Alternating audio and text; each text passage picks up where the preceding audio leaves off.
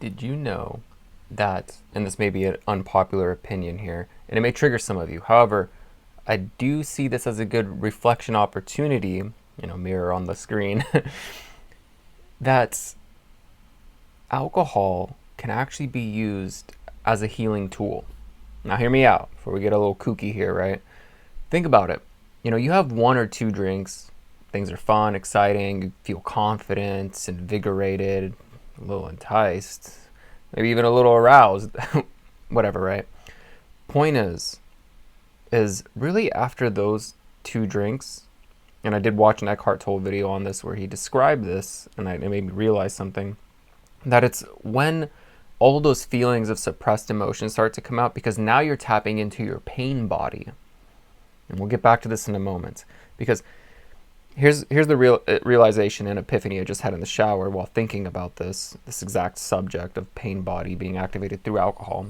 Because if you're at the club and you're dancing, right, and you're like 3-4 clubs in, drinks in, and 3-4 clubs in, yeah, you're club hopping, that too maybe. Well, here's the thing is, like, you're constantly being stimulated, so your focus is going in other places, right? You're not really too much into your own feelings or thoughts or emotions. Like, you're not really going into that suppressed emotion. You're not really tapping into that. And here's the thing though, it's like, you're not like taking off your pants and having sex with like 6 people in the club, right? There's some level of control when you're drinking. Like, there's some level of control. I mean, maybe making out with people, that's a different story, but still, that's a level of control, right? It's you still have choices you can make, and you don't have to react to things. Because here's the thing that I realized, and I used to struggle with this when I was younger, when I was like 18 and 19, and learning how to be a man in this society where you have to suppress your emotions and they tell you not to cry, and those tears are really the alchemization of that pain, of that suppressed anger, depression, that's how you actually release that stored energy, by crying. It alchemizes that energy and actually releases those hormones and everything else. So when you don't do that, you suppress all this stuff, right? And when I was younger, I would be more in my toxic masculine state due to the fact that I had no outlet how to suppress or push these suppressed emotions out, or how to talk about my feelings or anything like that, right? So through that, when I would drink, I would reach my pain body point. And when I did, in the relationship I was in that wasn't very good, I would start saying things and, reacting in ways I normally wouldn't prefer to. And it was coming from a place of pain and suffering. So it was not because like this is what I wanted. I had no other outlet. And when all that emotion becomes so intense, you have no other choice besides to release it. And at that time in my life, I was really depressed and I was very suicidal and I was already dead inside. So imagine when you have all that and your reactions, especially as a man here, where you can't ever talk about these things, like, you're going to react in ways that you don't prefer. That's just what ends up happening.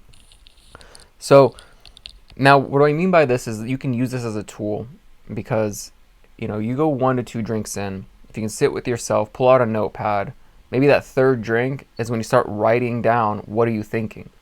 Because now that you're tapped into this pain body and you can feel those emotions, you start thinking about your ex and you miss them and stuff. Why? Because it's that feeling of love that you want. It's that feeling of love that you're missing. It's not really them. It's not your ex. It's that feeling.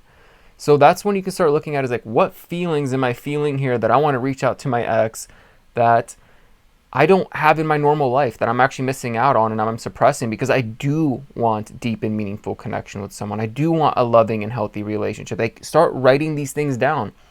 People are always taking like solo mushroom trips and stuff to like awaken themselves. Great. Anything can be used as a tool that allows you to dive in deeper to your consciousness. And once you learn how to do that and start asking the right questions in whatever conscious state that you're in, and add your awareness to, hey, why am I feeling like this?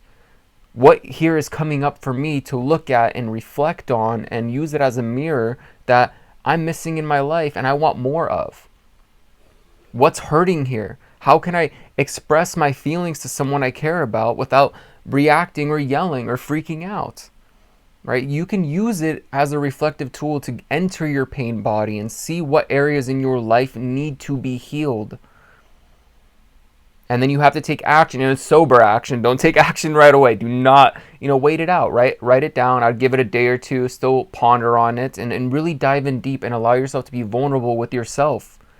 Go into those emotions that hurt, because the real strength of a man and being masculine is being able to be vulnerable without the fear of like, oh, what are people going to think if I have emotions and stuff? Because if you're not able to go in your emotions, then you're actually afraid of your own emotions, making you less of a man. Like, if being man is supposed to be about being strong and blah blah blah and big biceps and stuff, you know, curls for the girls. Yo, okay, chill out. Then you're pretty weak if you're not able to go in your emotions and being able to articulate words. Ugh, almost like a weird hiccup kind of thing. I don't know what that was. If you can't do that, then you're not really strong. A true sign of strength is being able to be vulnerable, because you're not afraid of what others will think of you, because you care so deeply about you being the most aligned and fullest expression of yourself, the most truest, authentic, loving, and masculine person that you can show up as. Like, to provide that level of security and safety for a divine feminine. So, and you have to be able to be in control of yourself in order to reach that level of safety. So, look deep within, find out what it is. I'm not saying go out and go on a drinking binge or anything like that. There is a level of control, but it's like when you start recognizing your pain body in whatever situation you're in, start writing it down, okay? And use it as a tool, because if you're going to drink and, party anyway, you might as well at least take out your notepad and be like, what am I feeling here? Just write it down and then look on it and ponder on it and be vulnerable with yourself. Allow yourself to enter those emotions and add your awareness to them, and really ask yourself, why do I feel this way? And what do I want from this? How can I shift this? And then look up on Google or ChatGPT. What can I do to shift these emotions? How can I do this stuff, or watch more of my videos? So like and subscribe. And if you're watching this on TikTok, follow me on YouTube before they shut this whole bad boy down. So yeah, I hope this helps you and assists you on your journey. I know it's a little, probably an unpopular opinion to see it this way, except allowing yourself to get into those conscious states of awareness. Well, if you're drinking, you're probably a little unconscious. Find your consciousness again. Choose to be conscious. Don't go in 7 drinks in and then you're emotional. Bring out your notepad, maybe still do it then. All right, if you get my point, you get it. All right, peace out.